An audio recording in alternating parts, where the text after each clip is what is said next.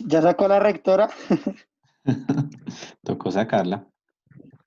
Pero miren que es alguien raro porque no se deja sacar, porque cuando yo quiero sacar a alguien se deja sacar, esa persona no se dejaba sacar. Listo, chicos, entonces. Retomemos entonces, prendan las cámaras, todo el protocolo nuevamente, rápido, rápido, rápido, para no perder tanta clase, ya perdimos casi 15 minutos acá. Entonces, dejémoslo ahí en sala de espera, que se quede ahí. Entonces, Natalia, qué pena contigo, ¿puedes continuar? Natalia Pinzón. Ah, sí. Natalia, ¿puedes continuar, por favor? Bueno, ellos llegaron ahí al castillo y como el amigo que vivía ahí se los enseñó eso y les enseñó como una habitación del fantasma que les llamó como la atención a ellos. Bueno, después fueron a como a dar una vuelta, un paseo, algo así. Listo, déjamelo ahí. Karen, Natalia, ¿me terminas de contar la historia, por favor? No sé, profe. Listo. Catalina Bolívar, ¿me terminas de contar la historia, por favor? Pues les había contado la historia de que el dueño anterior había matado a puñaladas a su esposa y después se Bien. había suicidado. Se había suicidado. Sí, y pues le había dicho pues que los fantasmas seguían por ahí. Listo, muy bien, déjamelo ahí. Roy. Nada, listo. Natalia Zuluaga. Listo. Laura Rey.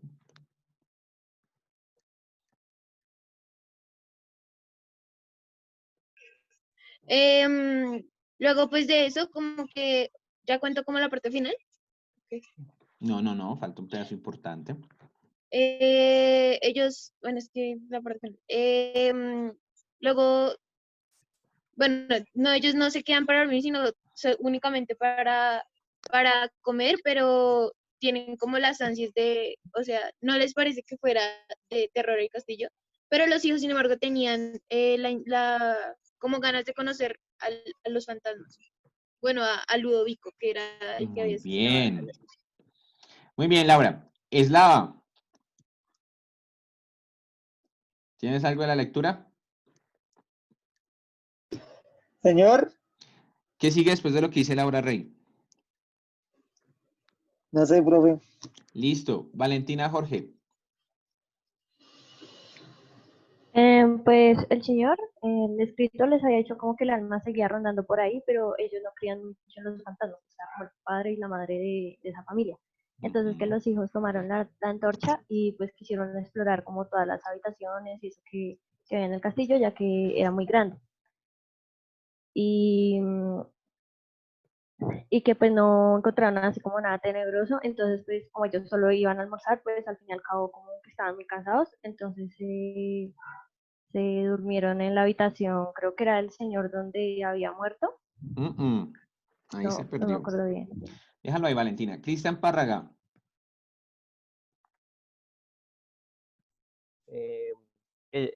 Continuando lo que dijo Jorge, ellos se quedaron fue en la planta de abajo a dormir. Déjamelo ahí. Lina Perdomo. No sé, profe. Listo. Luis García.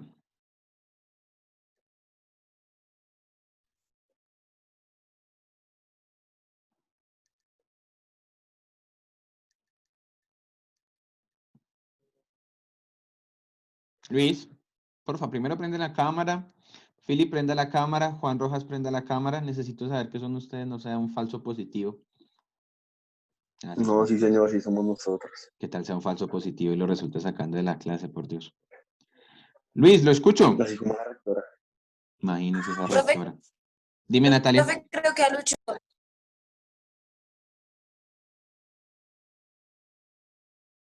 Vale. Philip. ¿Qué sigue después de que se Señor, quedaran en el cuarto? la cámara se va a quedar congelada por lo que tengo que cambiarla esta. No te preocupes. ¿A dónde en el...? Oiga, están fastidiosos hoy para conectarse.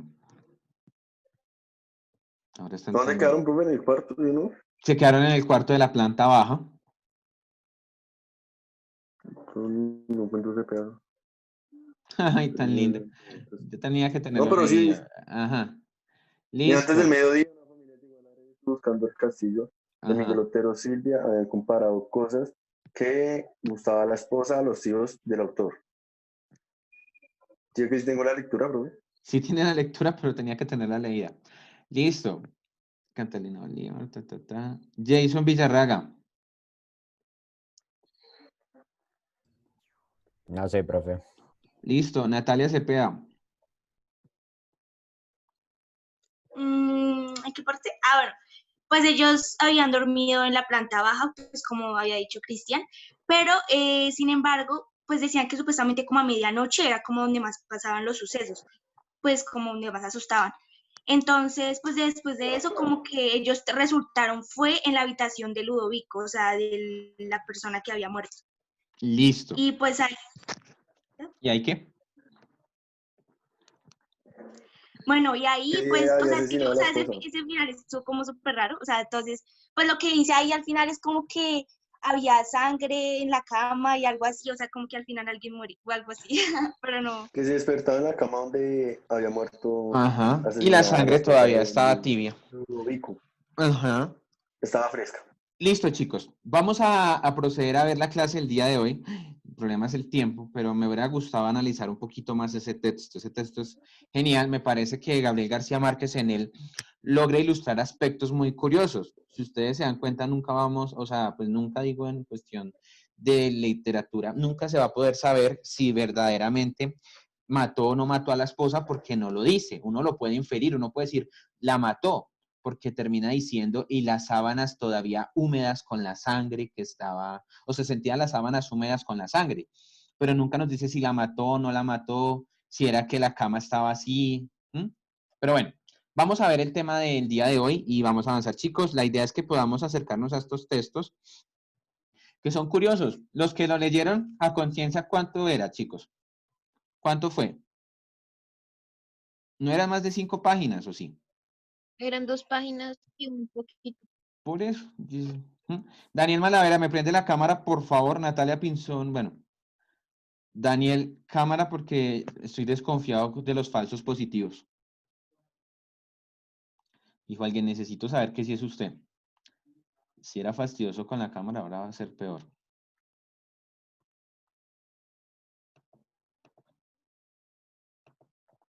Listo, chicos, entonces, vamos a ver lo que es la comprensión de textos, que es algo muy distinto a los niveles de lectura.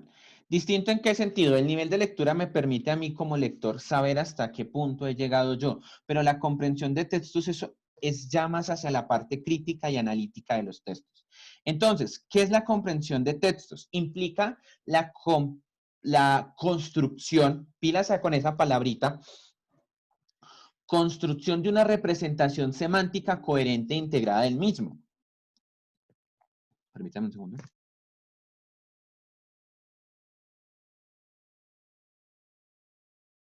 Integrada del mismo. Entonces, como construcción, el texto tiene la característica o la forma de representación en la que yo me doy a la tarea de analizar y de entender cómo puedo formarme una idea en la mente del texto, ¿sí? Diría yo con los niños, pues ustedes ya no están en octavo, yo le digo a los niños de octavo, cuando usted lee bien un texto, tiene la capacidad de hablar del texto, lo que ustedes hicieron. Hombre, yo no les pregunté detalladamente ciertos aspectos, porque decía un profesor, perdón que mezcle un poco materias, decía un profesor de filosofía que yo tuve, él decía, la memoria es el arte de olvidar, siempre se nos olvidan datos, siempre se nos olvidan ciertas cosas, pero uno siempre, cuando hace una actividad, cuando lee, tiene esa capacidad de al menos rememorar aspectos muy generales de un texto.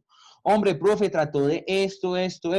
¿Listo? Yo no les dije, bueno, cómo se llamaba el autor, porque también, pues, en muchas obras, en muchos libros de Gabriel, aparece el año en que fue escrito. No. Aspectos generales, ¿de qué trataba? Profe, trataba de esto. Eso es una construcción, eso es comprensión de textos.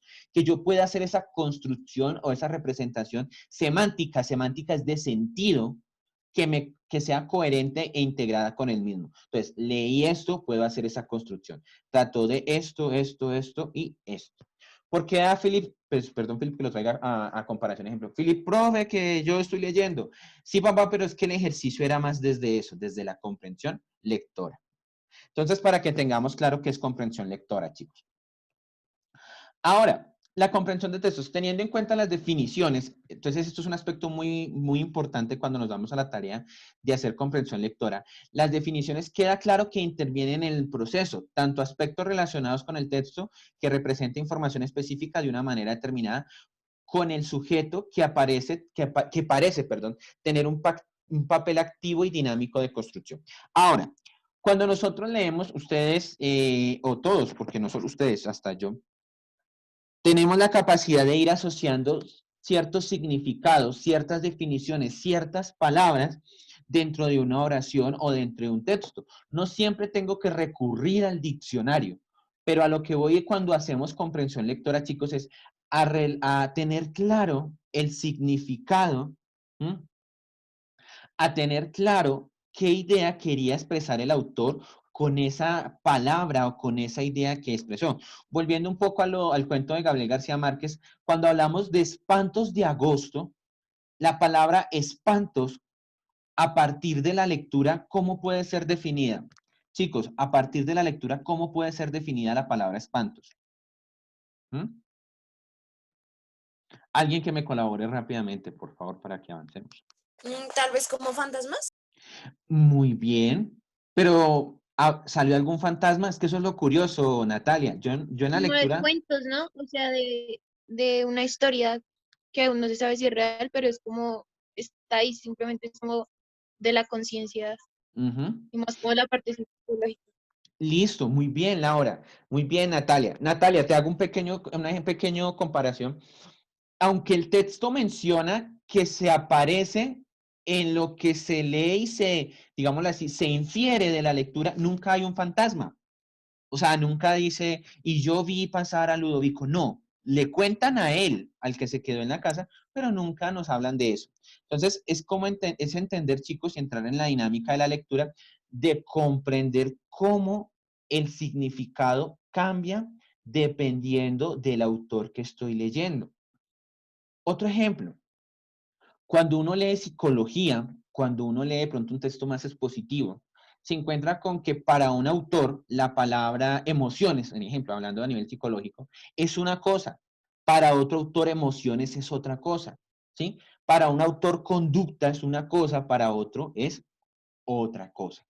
Entonces uno cuando hace comprensión lectora, esa construcción que yo hago de lo que acabo de leer, la resignifico desde las definiciones, por eso puse definiciones entre comillas, que el autor de esa obra está expresando. ¿Mm? Hay autores, hay escritores que se dan a la tarea de decir, vamos a hablar de, no sé, de crítica social, pero a nivel de tal cosa, a nivel político. Entonces, esa es como la noción. Bueno, chicos, por ejemplo, en la clase pasada, perdón, mezclo las clases, hablábamos de competencias ciudadanas y traíamos a colación la palabra corrupción. Yo les decía a ustedes, la palabra corrupción desde la definición etimológica hace referencia a algo que se ha dañado, ¿sí? Algo que está pudriéndose, algo que no sirve. ¿Philip está en clase o si tenemos un falso positivo? Philip, no está en clase, dejémoslo entrar entonces. Listo, chicos. Entonces, eso, hacemos la definición de que etimológicamente es algo que se está dañando, pero a nivel político, la corrupción política cambia totalmente de significado porque la palabra la estoy usando en otro contexto y en otro elemento. ¿Listo? Tengámoslo muy presente, chicos, para que no nos confundamos. Asimismo, chicos, dentro de la comprensión lectora, el lector es el que busca encontrar significado en lo que lee, utilizando sus conocimientos y buscando relacionar con la información nueva que aporta el texto. Entonces, vuelvo a traer a colación lo que hablábamos en competencias ciudadanas de corrupción y decíamos, la clase pasada nuestra, ¿qué pasó? Y decíamos cómo un concepto puede ser utilizado en diferentes situaciones y dependiendo de la lectura o la situación,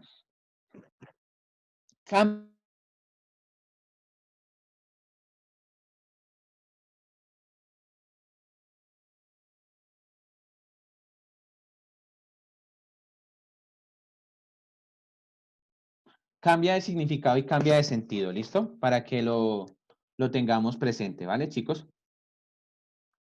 Al mismo tiempo, chicos, pues la idea es que, que podamos entender y utilizar nuestro análisis o nuestra capacidad digámoslo así, de comprensión para ir asimilando que dentro de las lecturas también aparece el juego de que los autores resignifican un elemento, pero pueden cambiarle el significado.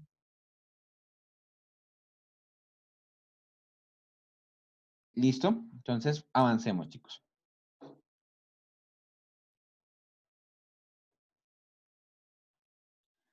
Vamos a ver las variables dependiendo del texto. ¿Qué altera que nosotros a nivel de comprensión lectora podamos fallar, podamos cambiar o podamos interpretar otros elementos? ¿Listo? Vamos a tenerlo muy presente para poder analizar un poco acá. Entonces, las variables dentro de la comprensión lectora está entender qué tipo de texto yo voy a leer. Entonces, entendiendo qué tipo de texto es el que yo estoy leyendo, yo mismo puedo hacer la interpretación y ese análisis conceptual de lo que leo. Entonces, no es lo mismo leer un texto expositivo que leer un texto narrativo. ¿Alguno me puede explicar por qué no es lo mismo? ¿Ustedes por qué intuyen que leer un texto expositivo es muy diferente de leer uno narrativo?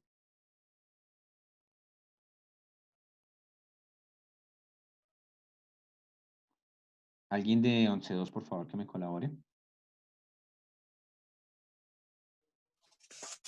Porque el narrativo está como más basado como en cuentos, historias y eso, ¿no? Ajá. ¿Y el expositivo? Es como más informativo. Muy bien, informativo. ¿Qué otro adjetivo le podemos dar? Informativo.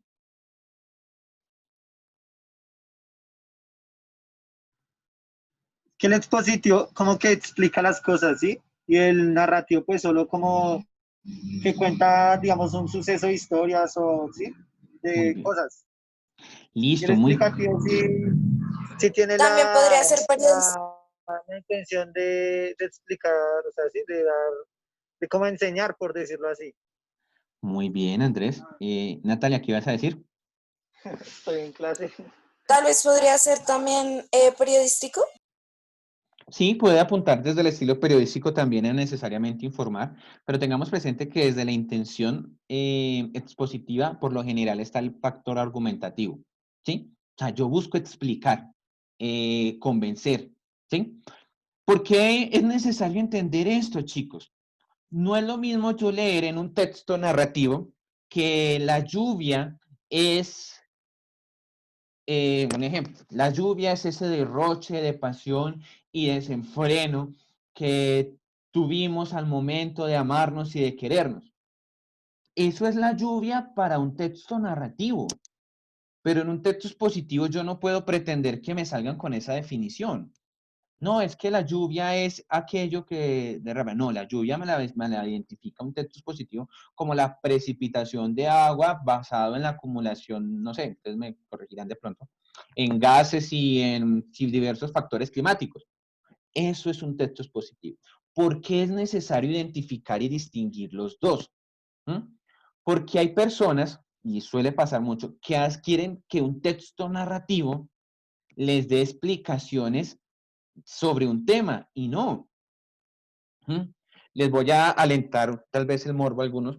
¿Alguno ha tenido la oportunidad de leer el libro de Paulo Coelho llamado 11 minutos? ¿Alguno? ¿No?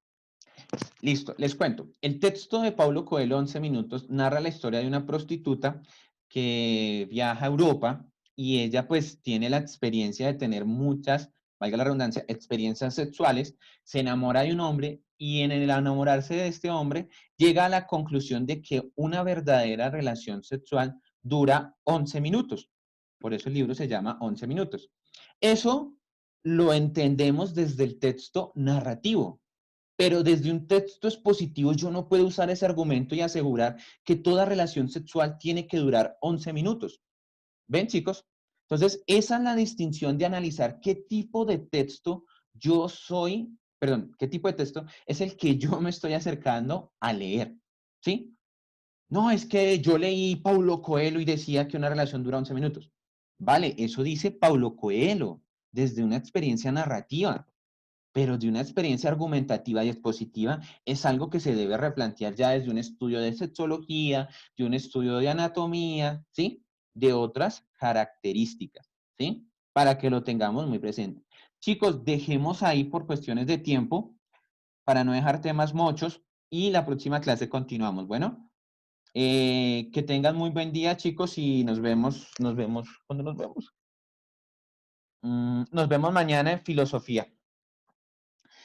A ver a Martín Heidegger. Chao, chicos.